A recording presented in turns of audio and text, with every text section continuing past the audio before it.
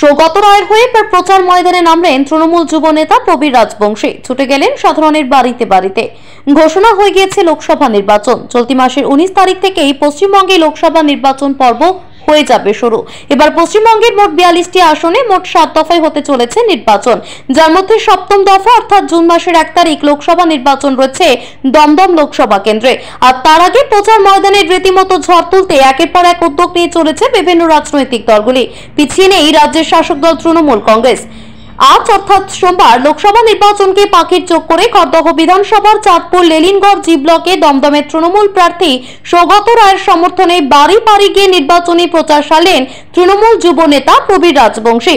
সাধারণ মানুষের মন জয় করতে এবং ভোট প্রার্থনা করতে এদিন জনগণের বাড়ির দুয়ারে দুয়ারে পৌঁছে যান তৃণমূল যুব নেতা তথা ব্যারাকপুর 2 নম্বর পঞ্চায়েত সমিতির সভাপতি প্রবীর রাজবংশী।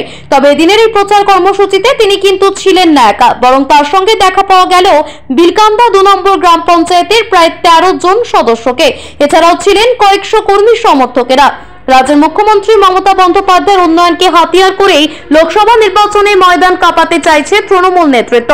মানুষের বাড়ির দুয়ারে দুয়ারে গিয়ে ব্যারাকপুর পঞ্চায়েত সমিতির সভাপতি তথা তৃণমূল যুব নেতা প্রবীর রাজবংশী তুলে ধরেন করোনা, আমফান, বুলবুলের মতো পরিস্থিতি কথাগুলি। কিভাবে এই সময় বাংলার মানুষের পাশে দাঁড়িয়ে লড়াই করেছিল তৃণমূল, এমনকি বিরোধীদের কটাক্ষ করতেও ছাড়লেন না তিনি। এদিন প্রচার পর্ব সেরে সংবাদ মাধ্যমের মুখোমুখি হয়ে তিনি বলেন, যে সময় আমফান, বুলবুল এবং করোনার মতো পরিস্থিতি তৈরি হয়েছিল সে সময় কোনো রাজনৈতিক দলকে সাধারণ মানুষের পাশে দাঁড়াতে দেখা যায়নি। একমাত্র শাসক দল তৃণমূল কংগ্রেস প্রতিটি মানুষের পাশে দাঁড়িয়েছিল। দুর্যোগের সময় নিজেদের সাধ্যমতো সকলের সাহায্যে বাড়িয়ে দিয়েছিল হাত। তবে এখানে কিন্তু চুপ করে থাকলেন না তিনি। পাশাপাশি তুলে ধরেন রাজ্যের মুখ্যমন্ত্রী মমতা বন্দ্যোপাধ্যায়ের প্রচেষ্টায় শুরু হওয়া একের পর এক বাংলার প্রকল্পগুলির কথা।